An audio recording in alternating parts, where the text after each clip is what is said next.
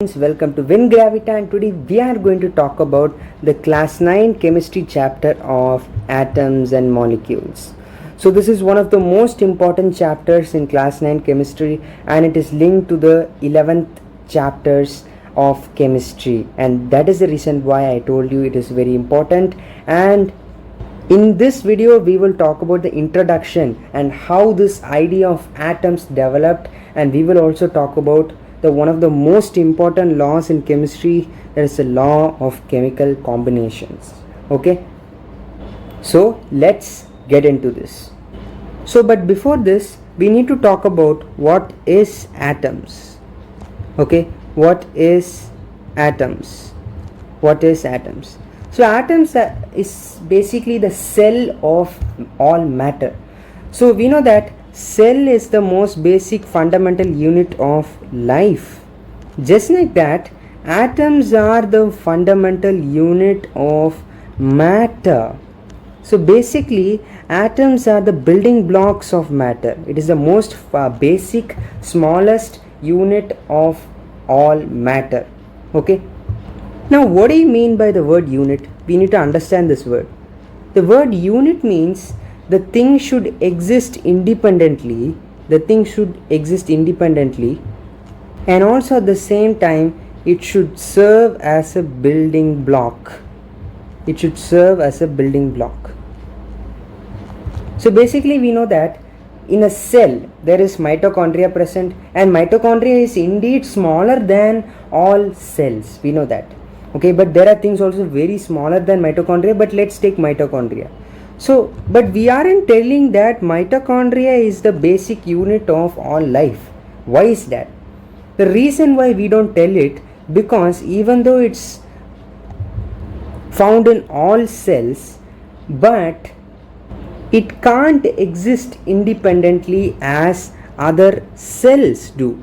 Okay, mitochondria doesn't exist alone just like that, right? Because it needs the help of the cell to exist. It's a cell organelle, and it doesn't actually build up the whole life. Okay, so basically that is the reason why we don't call mitochondria as the unit of life, and it's in the same manner we only call cells as the basic building block, that is the unit of all life.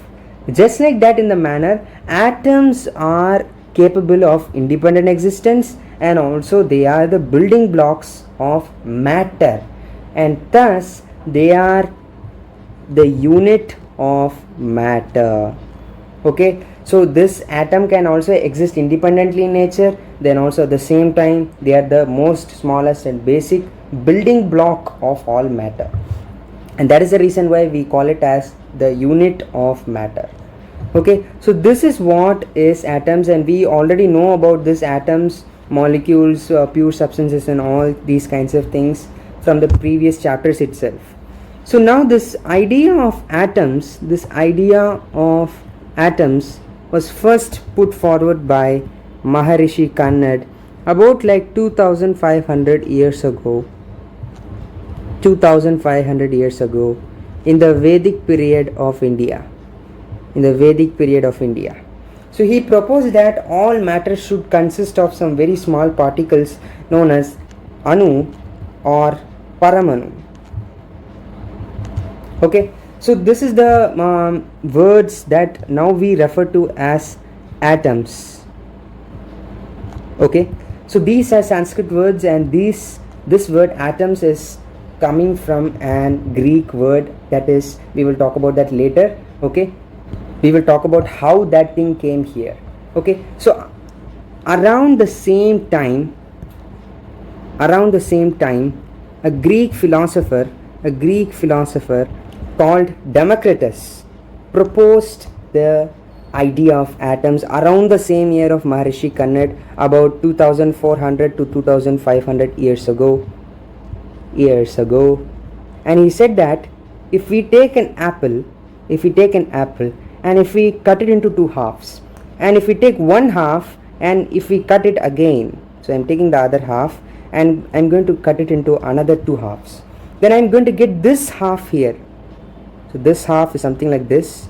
Then I'm going to cut this half into another two halves, and I'm going to get this half again. and I'm going to cut this into another two halves. So if I continue like this, cutting the half pieces into another two halves and into another two halves, and if I do on forever like that, forever, then what will happen is that he said that at one point in time we will have something which can't be cut anymore, and he told that to be very small and indivisible, which means you can't cut it, and he proposed the particle's name as atmos. And this is the origin of our word atoms. So atoms come from the word atmos.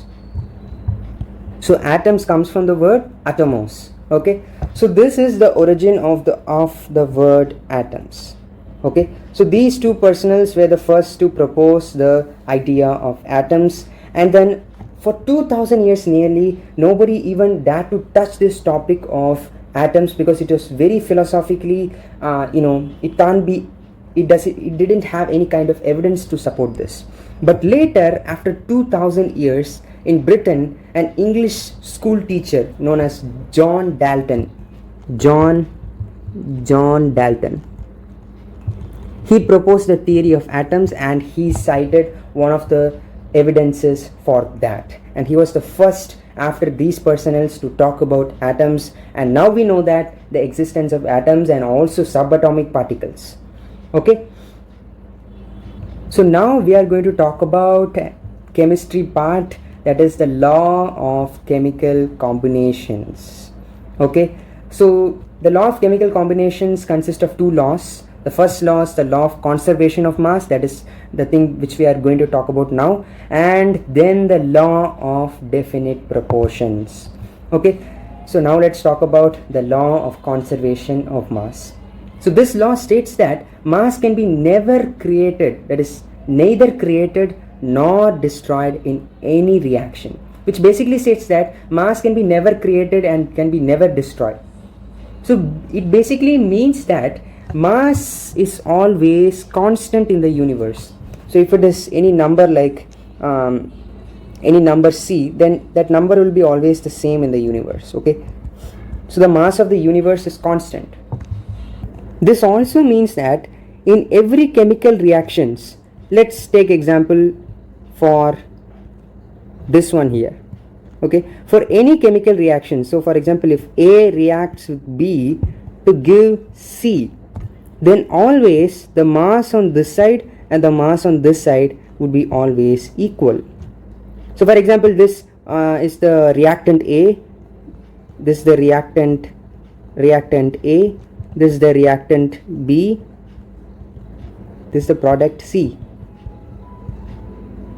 Okay, so when we add up the mass of the reactants, if it gives 50 grams, then if we find out the mass of the product, then it will be also 50 grams.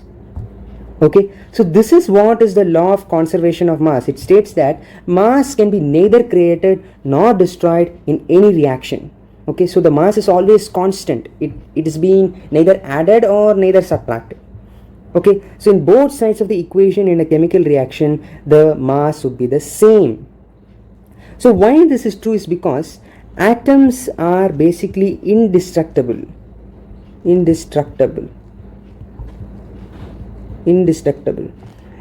that atoms have some mass. For example, this one, let's say it has some mass. These white atoms have some mass, and we know that this black atom has another some kind of mass, and we know that this red atom has some kind of mass.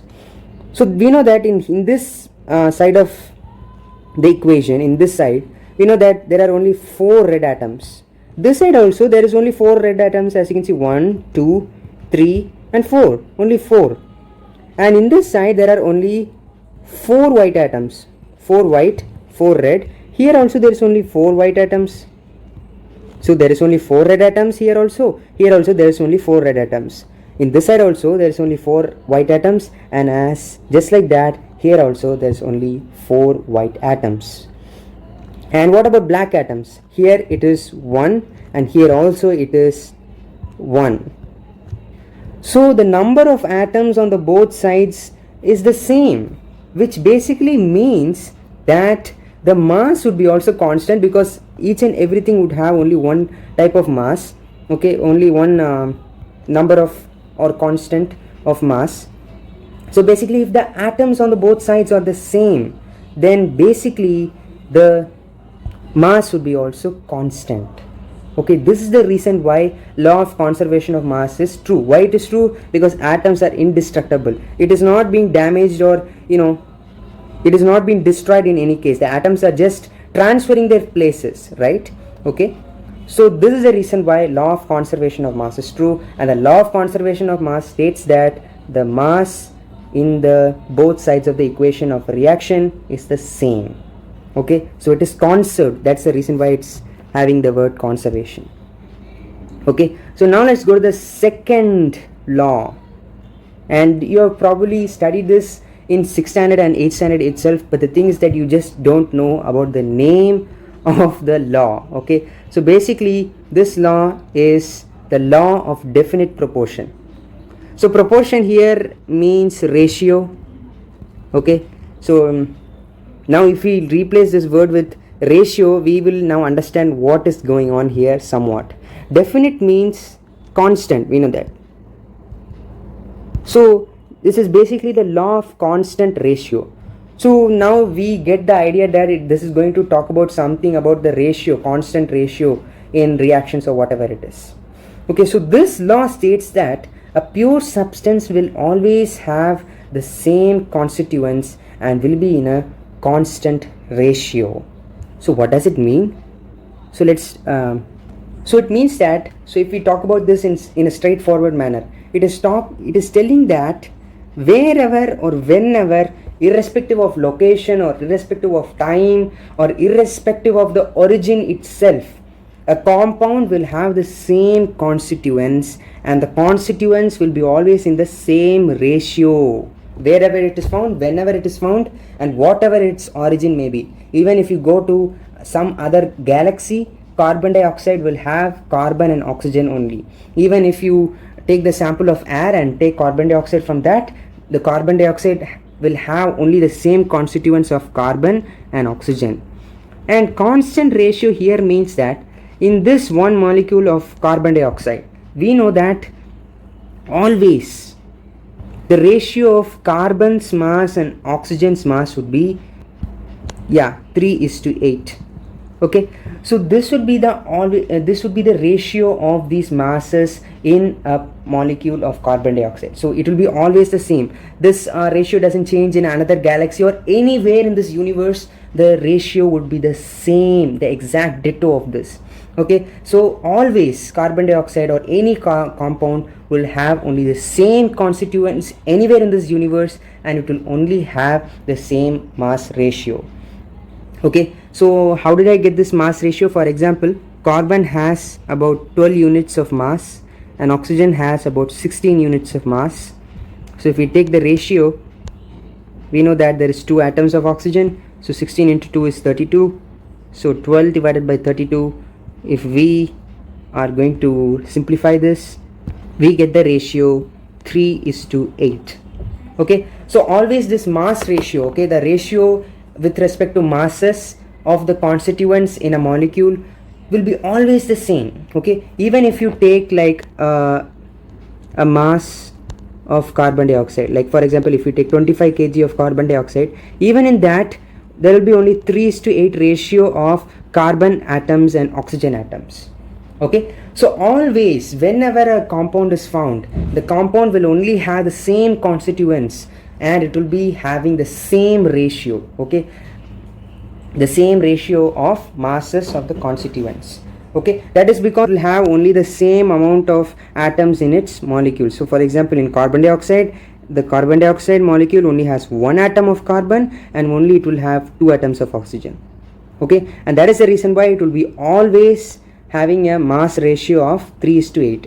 If you take 25 kg of carbon dioxide, there will be 3:8 ratio of carbon to oxygen atoms.